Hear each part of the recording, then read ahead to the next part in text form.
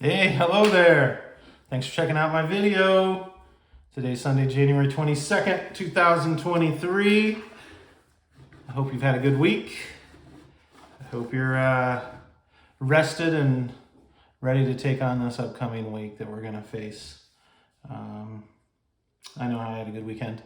Watched a movie called The Peanut Butter Falcon, which I'll get to that in a second. And how I stumbled across that was a song off this album, Gregory Alan Isakov. So this album that I just showed you, it's his record that he did with the Colorado Symphony. So if you don't know anything about Gregory, he's based out of, I think he claims Boulder, Colorado now. Grew up in Pennsylvania. I think he was born in South Africa though. Anyway, really talented guy. And in just under 2 weeks, I will have seen him for the very first time. So a good friend of mine and I, we were going to hit that show. It'll be the first time for both of us to see Gregory Alan Isakov. So I'm really excited for it. I will get to this record in just a second. But the song that steered me to the movie that I'm going to talk about, The Peanut Butter Falcon, it's the stable song, which happens to be my favorite song on that record. So I'll get to the record here in a second. A little bit about The Peanut Butter Falcon. So a relatively unheard of film. Released in 2019, small theaters only. It's got some really good cast members in it. Shia LaBeouf. So I've always liked Shia. I know he's had some negative press. But, you know, I've always enjoyed his acting. So the first time I stumbled upon Shia LaBeouf was back, probably 25 years ago. There was I think it was on HBO. It was a documentary series called Project Greenlight, and it was Matt Damon and Ben Affleck, and so they were trying to see if they could, do a major release with like $1 million budget. So Shia was really young in that. It was his first movie role. I believe he's like 15 or 16. He did a really good job on it, and so he's just a charming dude. You know, he's been in some big blockbuster movies since then. And so Shia stars in The Peanut Butter Falcon. And his name in that movie is Tyler. So it starts off and Tyler's like this illegal crab fisherman. And he's kind of stationed on the Outer Banks of North Carolina. So a couple things about this movie. There's some really beautiful scenes because it was primarily filmed in North Carolina and Georgia. So I absolutely love Georgia and North Carolina. In fact, one of these days I want to hit the Outer Banks up and I don't know if I'll rent a convertible or maybe fly in and rent a Harley and take it down through the Outer Banks in North Carolina and then down to Charleston, South Carolina. I've never been to Charleston, but I've heard good things about it. And then, of course, go down south to Savannah. I've been to Savannah a couple times, seen my favorite, I can't talk, my favorite band, the Avett Brothers, down in Savannah. Saw them twice down there. Had a great time. Always have a good time in Savannah. So anyway, back to the movie. So Shia LaBeouf plays Tyler, like I said, a crab fisherman, doing it illegally. He has traps, and you learn early on that he's on the run. So he's in some trouble with some bad dudes, and they're chasing him. And so then the other side to this story, there's a new actor, and he has Down syndrome, and his name is Zach Gottsigan, I believe is how you pronounce his last name, and he plays Zach in the movie. And Zach's, you can't help but love the guy. And so Zach is in a state-run care facility, and he wants to run away. Obviously, I think we all would want to run away if we were living where he was. And so he develops this plan. He escapes in the middle of the night from his care facility, only in his whitey tighties. So there's like bars on the windows, and he was able to stretch them, and he puts soap on his body, and he escapes. He goes through the little area that he created in the bars in the window, and so he's on the run. third main character in the film is Dakota Johnson. If you don't know anything about her, she starred in the film 50 Shades of Grey, which I know was a tremendous hit with, movie fans, and the book sold millions and millions of copies, so I know readers and movie buffs alike probably know Dakota Johnson. And so obviously when your dad's Don Johnson and your mom's Melanie Griffith, you probably got a pretty good shot at, becoming something in Hollywood. So she does a really good job in this film. Her role in the film, she's a caretaker, and so she's been taking care of Zach and all the other residents at the care facility. She's got a huge heart. I think if you work at those type of facilities, you're hopefully there for the right reason, to care for people. And so that's what she's doing. She's a caretaker, and she goes by the name of Eleanor in the film. And so when Zach escapes, Eleanor is tasked with trying to find him. The owner of the care facility does not want it to hit the state level, so he tells her, you got to find him. So she's kind of out on the look for him. And where Zach and Tyler kind of meet is in Tyler's boat. So Tyler creates some trouble at the boat dock, and Zach is actually hiding underneath the tarp in the boat. And so Tyler doesn't know that he's there, but obviously he's being chased in this boat scene, and so there's nothing he can do. So he doesn't really want to have Zach involved in his life at that particular point in time. And there's some really good scenes of just water in the Outer Banks, a decent little boat scene. And so anyway, they're able to escape, and so Tyler doesn't want a partner, and Zach tells him early on that he's scared, and he's just in his whitey tighties underwear, and he's like, why are you scared? And he said, well, because I can't swim. And so there's a couple powerful scenes there early on that involve swimming and a rescue that's pretty touching. And so the whole reason, for Zach escaping the care facility is, so you see early on that he has this infatuation with this wrestler called the Saltwater Redneck, and so he's wrestling, not true wrestling, I guess. I really don't know enough about wrestling, honestly. It's never really been my bag, but I know it's very popular. So wrestling, that's the WWE. Back when I was a kid, it was WWF. So this fictional character, or wrestler, the Saltwater Redneck, he has this training school in North Carolina, and so that's where Zach wants to go. He wants to be a wrestler someday, and so that's his sole reason. He wants to become a wrestler, and so this friendship kind of forms between Tyler, like I said, played by Shia LaBeouf, and Shia is kind of this tough character, but Shia does a tremendous job, and Zach does a tremendous job. I think they work well together in this film. And so they're kind of on the run, and Shia needs to stock up on a few items because they don't have food. So he goes into this little gas station and picks up some peanut butter. Well, as he's in there, in comes Eleanor, who was the caretaker. And she's got a picture of Zach, and she's like, have you seen this guy? And Tyler's trying to figure out, okay, why is she asking, And he goes, well, is there a ransom involved? Because I'm thinking he's going to turn this guy over if there's money involved. And she kind of tells him, no, he escaped, and she just is looking for him. And so Tyler's trying to hit on her. She's not really fond of Tyler at this point in the movie. And so Tyler's like, well, you seem educated, and kind of guesses where she went to school. And there's a little bit of friction there, which is kind of needed in the film.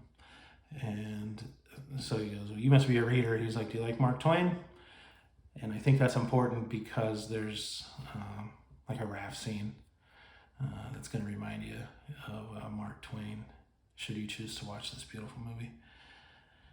So she leaves, and Tyler goes outside, and they got some peanut butter and fish hooks, and they're going to live off the land. So Tyler's whole goal is to get down to this huge actuary in Florida, and he wants to become a fisherman and like a tour guide down there.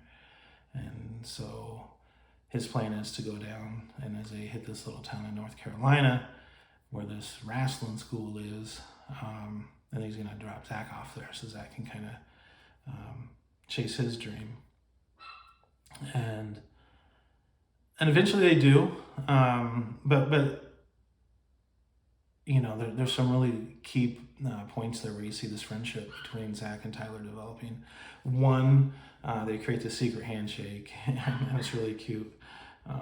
And Zach, so he's like, this is a special handshake.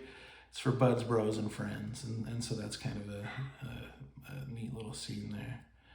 And Tyler says, well, there's 2 rules if you're going to travel with me. He said, rule number 1, don't slow me down. He's like, rule number 2, I'm in charge. So you kind of see him walking, and they're just going through cornfields off the beaten path because neither one wants to get caught.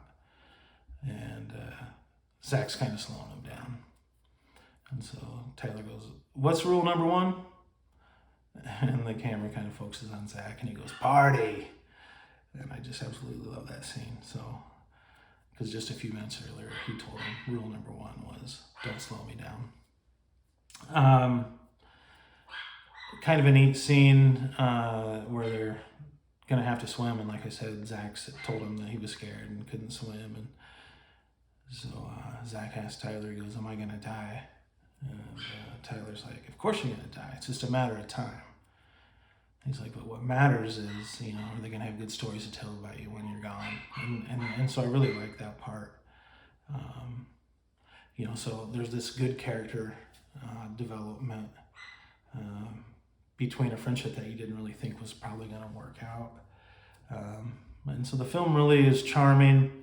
Kind of focuses around inclusion and becoming accepting of people with disabilities, which I think is extremely important. So there's another really good scene that I liked in the film, and they're around this campfire, and Zach says he's going to be a bad guy, you know, when he becomes a wrestler, so he's going to have this alter ego, it's going to be a bad guy. And Tyler's like, well, why do you want to be a bad guy? And he said, well, my parents left me. And Tyler's like, wow, you know. And he said, well, good guys get left too. And he said, you got a good guy heart. He said, there's nothing you can do about that. He said, it's you. So he said, you can be a good guy. You don't have to be the bad guy. And so I really like that message also. And just about, you know, when he said it's about what's in your heart, and Zach has a good heart, and I think that's key to this movie and kind of the, you know, the main focus around it. So anyway, Eleanor finds them, and so now that it's this trio, and so she's wanting to take Zach back, and Zach tosses her car keys in the water so she can't escape with him. And so they hop on this raft, and it's a cool little adventure as they head down south. They end up going to the little town where this redneck, or the saltwater redneck wrestling school is at. And Tyler is like looking for this guy's house because he found it through a waitress. She said, oh yeah, he's a local legend. And so they walk to this house, and it's actually an old rundown trailer park. And Tyler walks up, and he finds out that it is this wrestler that used to be extremely popular, and now obviously he's lost everything. And he's, you know, so he's like, well, what am I going to tell Zach? You know, he's been looking forward to this wrestling, has this big dream, and so he kind of, you know, figures that it's all going to fall apart. And it actually doesn't fall apart. So the wrestling schools no longer exist, but they do some backyard wrestling. And so there's a couple cameo appearances from old WWE stars. So if you remember Jake the Snake Roberts, you might recognize him as the character Samson, or Sam. He's this big giant, and he takes on the Peanut Butter Falcon, which is Zach's character, his wrestling character, that, you know, he's determined that he's going to be this Peanut Butter Falcon. He's got this cool costume that he's created, and so he ends up wrestling Jake the Snake, or Samson. And then you'll notice the referee. So it's Mick Foley. You might know him if you follow WWE wrestling. He was Mankind, I think, and I think he also went by his. He like played two roles. He might have went by Mick Foley also. I didn't really follow wrestling much there in the last 20 years or so, but I know he was really popular. So he has a cameo also. And, of course the movie has, typical Hollywood ending, but, if you go with it, with an open heart, and I think there's some really good, captivating moments between, like I said, this kid that thinks that Down syndrome is a burden, and Shia LaBeouf, is trying to reassure him that it's not. It's about what's in your heart. So I really found the movie, The Peanut Butter Falcon, to be, it was solid. And I wouldn't have known about it if it wasn't for Gregory Alan Isakov, this guy I'm going to see in 2 weeks up in Omaha. So I watched it for free. There's an app if you have Amazon Prime. I think it's called like Freezy or whatever. Anyway, you can go through Amazon Prime. You are going to have to watch a couple commercials to get through it if you want to watch it for free, which is what I did. I could have rented it for $4 or bought it for, 20. But I thought, well, I can sit through a couple commercials. And so it's not edited. There's nothing cut from it. All the adult language is there. So if you want to catch it for free, there's a way to check that out for free. It's a really good movie. And so with that, Gregory Alan Isakov, like I said, I'm going to see him in, not this Saturday, but the following Saturday up in Omaha. And he's going to be playing at this place. It used to be called Soko Hall. It's an old like polka dance hall type thing. And he's going to be playing there. It's called the Admiral now. So I don't know if they've changed anything interior-wise, but, I've seen a lot of bands there at Soko Hall. A couple memorable ones. The punk band Rancid I saw there. It was kind of a rough crowd. And then I saw Korn, believe it or not. So Korn, about 7 or 8 years ago, they had a Back to Basics tour. And even though these guys could sell out the big arena just 2 miles down the road and had sold it out several times, they played small arenas throughout North America just for this little blip of time. So I was really lucky. So I saw Korn the first time when I was like 19, back in like 96. Yeah, I'd have been about 19. They opened up for Ozzy Osbourne, Deftones, and Korn. It was really good. They had just hit the scene. Their self-titled album was just released. So I've seen other really big bands. Jason Isbell and the 400 Unit I saw there, and a slew of local bands. I used to see the Urge there, and they're a band that I really loved back in college from St. Louis. But I'm really stoked to see Gregory Alan Isakov. It'll be my first time. And so this record, it's with the Colorado Symphony, and I think it's just beautiful. The recording is fantastic, and I imagine when I see him here in a couple weeks, he will probably play most of the songs on this album. And then, because I think he plays for like 2.5 or 3 hours, so I'm really excited. A little bit about Gregory.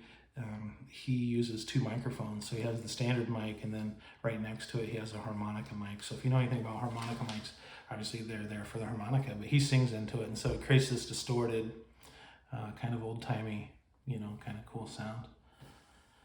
So I'm really excited. Now on this record, the symphony really shines. In fact, my favorite song, like I said, the Stable Song, which led me to the Peanut Butter Falcon movie. Lyrically, it's phenomenal. And on this particular record, the symphony really shines and just makes that song just stand out. So I'm really excited. Hopefully he'll sing the Stable Song. I think he normally does when he plays. So I'm looking forward to that one. There's a song called Dandelion Wine on here that I really like. Big Black Car. And then Amsterdam. All great songs. And then on side B, St. Valentine. So if you really want to listen to a really good symphony song, it kind of outshines the lyrics. St. Valentine on this is really, really good. And the second to last song, If I Go, I'm Going. Oh my God, those lyrics, fantastic. And then the last song, Unwritable Girl. We've all been there, right? So that is short and sweet today. Hope you're all doing well.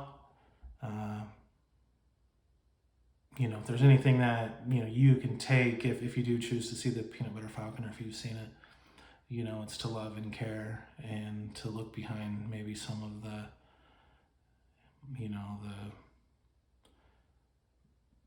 pains that society creates for like certain people that with disabilities have, and just know that they're people too. My older brother Zach is disabled, and he had a bad stroke, had a couple strokes, and so he's permanently disabled. So his life has changed. He's still the same Zach. He's still my brother, and I still love him just as much, pre-stroke. Life's different, and it's different for everybody. So Peanut Butter Falcon, I think, will be a good movie. If you want to dig in and just kind of catch an uplifting, positive film. And Shia LaBeouf, I'm a huge fan of him. He does a really good job in that. Dakota Johnson also, and then of course Zach. He's so charming in it. So that's it for now. I'll be doing another one soon. And hopefully in a couple weeks I'll be talking about this concert of Gregory Alan Isakov, and I'll tell you all about it. And hopefully the joys of the experiences that I had. So be well. Take care.